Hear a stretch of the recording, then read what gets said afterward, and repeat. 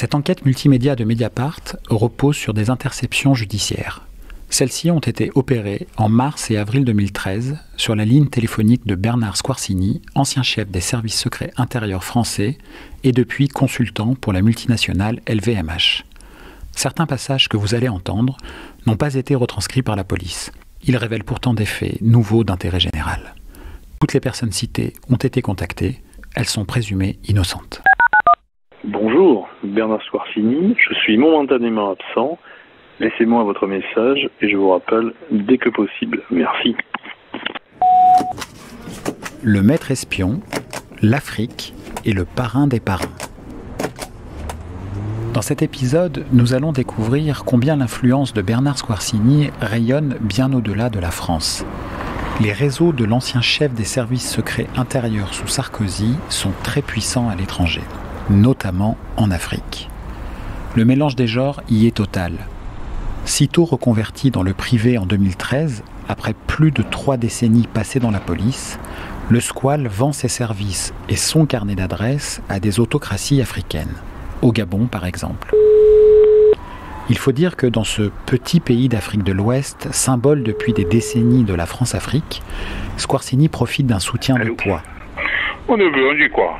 Oh, Alors, qu'est-ce que tu deviens, toi? moi je viens d'atterrir à Paris. Soupçonné de liens multiples avec le crime organisé et déjà condamné par la justice, il s'agit de l'homme d'affaires d'origine corse, Michel Tomi. C'est un proche du président gabonais Ali Bongo. Allô? Monsieur Mexan, bonjour. C'est Bernard à Paris. 7 mars 2013. Ah, quel plaisir de t'entendre. Bernard Squarcini appelle l'un des hommes forts du pouvoir gabonais, Mexan Akrombessi. C'est le directeur de cabinet du président du pays, Ali Bongo. Sincèrement, je suis l'homme le plus heureux quand tu m'appelles. Après quelques amabilités, le Squal présente ses remerciements pour l'embauche de son fils Jean-Baptiste, qui vient de s'installer au Gabon. Et que moi, je te respecte. Et En plus, tu as fait un grand plaisir à Jean-Baptiste en le faisant nommer en Conseil des ministres, chef de service chargé de tout l'aménagement des parcs naturels. c'est élémentaire. Mais j'ai beaucoup apprécié, il faudra remercier le patron, bien sûr. Oui. Puis viennent les choses sérieuses, les affaires. Dans quelle disposition tu es? Je peux te voir quand? Alors tu viens à voilà, Paris. justement, si tu veux, là moi j'ai quitté maintenant la police. J'ai créé ma boîte, ça y est, elle est effective. Je me suis mis en disponibilité, donc je suis libre et à la disposition, je dirais, des gens qui veulent bien m'embaucher. Donc là j'ai un contrat avec LVMH qui m'assure, je dirais, à mi-temps la logistique.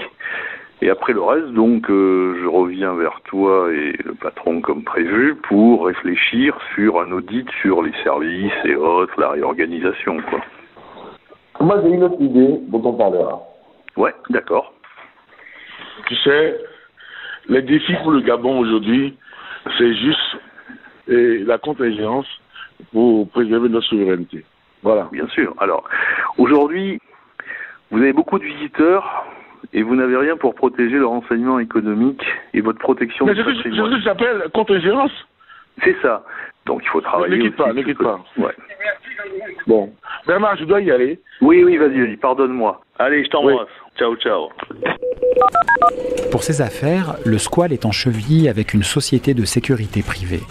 Elle est dirigée par un ancien gendarme d'élite et un ex de la DGSE, les services de renseignement extérieur français. Squarcini explique à l'un des salariés de la société comment procéder avec le pouvoir gabonais. Monsieur Seb, comment ça va? Bernard Squarcini. Et vous, Bernard? Bien. J'ai eu Fred Bongo et Mexan aussi. Bon, manifestement, quand Frédéric est passé, le vôtre, ils ont été un peu émus, je dirais qu'il n'aille pas les voir. Alors alors je crois qu'il va falloir un petit peu mettre maintenant, cette fois-ci. Corriger le tir. Voilà. Alors moi je pense, je sais pas s'il a prévu d'y aller prochainement, mais il faudrait qu'il commence à prendre contact avec Mexan et lui demander un petit rendez-vous. Voir s'il va faire le côté un petit peu calumet de la paix.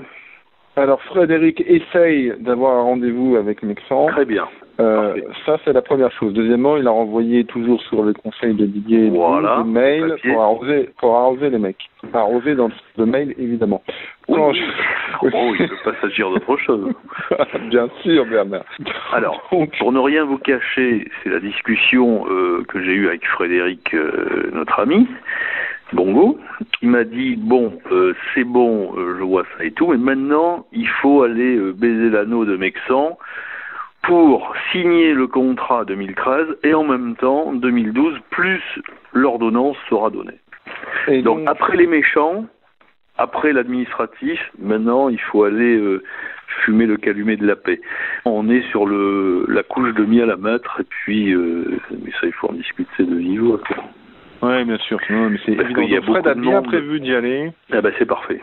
Bon, à ce moment-là, on fera ça. Donc, Fred, dès qu'il a le rendez-vous avec M, on vous prévient. Là, on atteint le sommet de l'Everest, c'est bon. Voilà. Et on aura réglé nos affaires grâce à vous. Donc, merci 1000 fois. Ok, Seb. Eh ben, merci beaucoup, Bernard. Bientôt. À bientôt, au revoir. Au revoir, au revoir. Au Gabon, Squarcini a le bras long. Allô? Ça va, J'entends Jean-Charles? mieux. Ouais. Ça va et toi, mamie? Notamment grâce à un certain Jean-Charles Lamonica. C'est le correspondant des services secrets intérieurs français à Libreville. Il s'inquiète. Le nouveau gouvernement de François Hollande envisage de supprimer son poste. Alors hier, Paris m'a appelé. Bon, a priori, ils n'ont pas d'écho, donc je reste au moins jusqu'au 30 juin. Voilà. Les gens ne s'aperçoivent pas comment on a eu des difficultés pour monter tout ça et que ça se démonte pas en 3 coups de cuillère à peau, ça entraîne Voilà, des conséquences certainement diplomatiques, tout. Certainement pas. Alors je leur ai dit surtout, si vous me remplacez par quelqu'un au Gabon, je dis non, il y a vraiment une volonté de fermer. Voilà, donc je pense qu'il n'y a pas de vision. Non, mais qui est bon? Un front anti-Ali Bongo de la part d'Hollande, ok, mais qu'on ruine pas l'investissement en termes de renseignement sur toute une zone hypersensible qui va basculer du jour au lendemain, et tous nos intérêts français sont quand même importants là-bas. Voilà, et sinon, écoute, rien de particulier. Et toi, alors, des nouvelles? Ça y est, donc la boîte est créée, tout ça, donc j'ai déjà 2 contrats, j'en attends un 3e un peu important.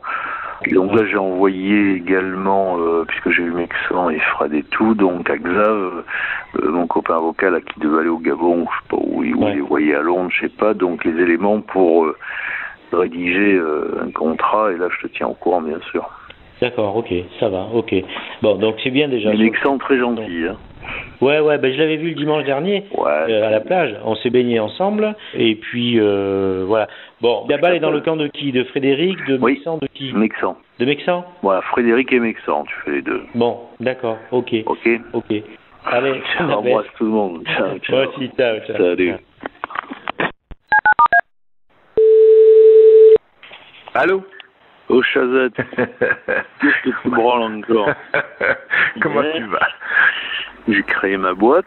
Comme il l'explique lui-même à un ami, Squarcini attend beaucoup du pouvoir gabonais qui, dit-il, paye bien. Vraiment très bien.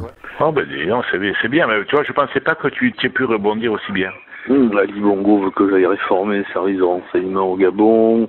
C'est des gros contrats, ça, donc, si tu veux. Putain, oui, c'est bon, ça. C'est pas mal, ça.